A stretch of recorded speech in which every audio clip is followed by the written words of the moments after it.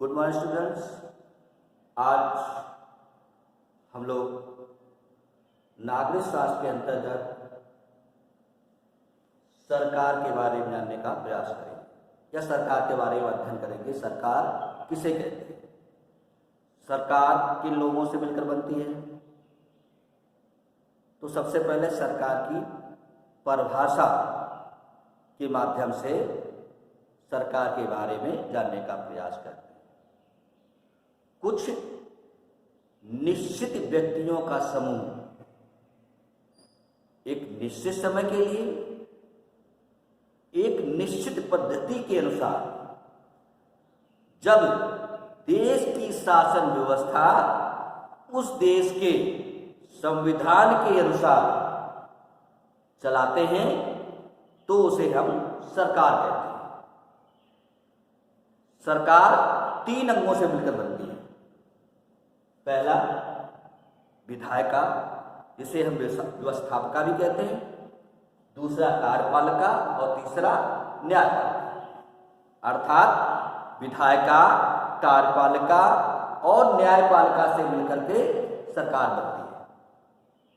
तो सबसे पहले हम विधायिका के बारे में जानकारी करने का प्रयास करते हैं कि विधायिका किसे कहते हैं।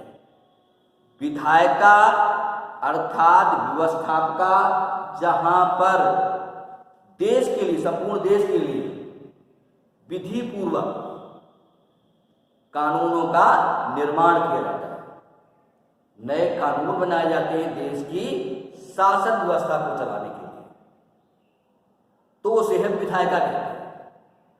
विधायिका 3 अंगों से मिलकर बनती है।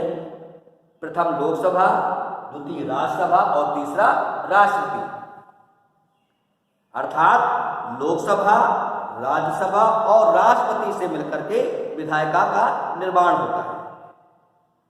तो आज हम लोकसभा के बारे में जानने का प्रयास करेंगे। लोकसभा को निचला सदन भी कहा जाता है। लोकसभा को जनप्रिय सदन भी कहा जाता है। लोकसभा को एक अस्थायी सदन भी कहा जाता है।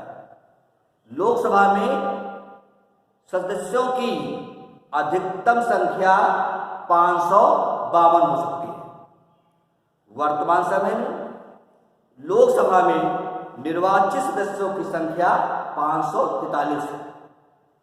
2 सदस्य माननीय राष्ट्रपति के द्वारा मनोनीत किए जाते हैं।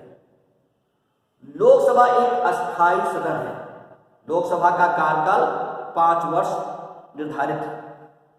लोकसभा में जो निर्वाचित सदस्य आते हैं वो जनता के द्वारा चुने जाते हैं। जनता अपने वयस्क मताधिकार के द्वारा इन निर्वाचित सदस्यों को चुन करके सदन में भेजती है और जनता इन निर्वाचित सदस्यों के माध्यम से देश की शासन व्यवस्था को चलाती है। लोकसभा एक ऐसा सदन है जहां पर देश के महत्वपूर्ण विषयों पर विचार विमर्श किया जाता है, देश के नए कानूनों का निर्माण किया जाता है, पुराने कानूनों का विघटन कर दिया जाता है, देश की विदेश नीति का निर्धारण किया जाता है। जो लोकसभा होती है, लोकसभा में जिस दल को बहुमत प्राप्त होता है उस दल के नेता को राष्ट्रपति महोदय देश की सरकार को बनाने के लिए आमंत्रित करते हैं। उस दल का नेता अपने सदस्यों, निर्वाचित सदस्यों की बहुमत के आधार पर उस सदस्यों की सूची माननीय राष्ट्रपति को सौंपता है। माननीय राष्ट्रपति महोदय जब देखते हैं कि उस दल का नेता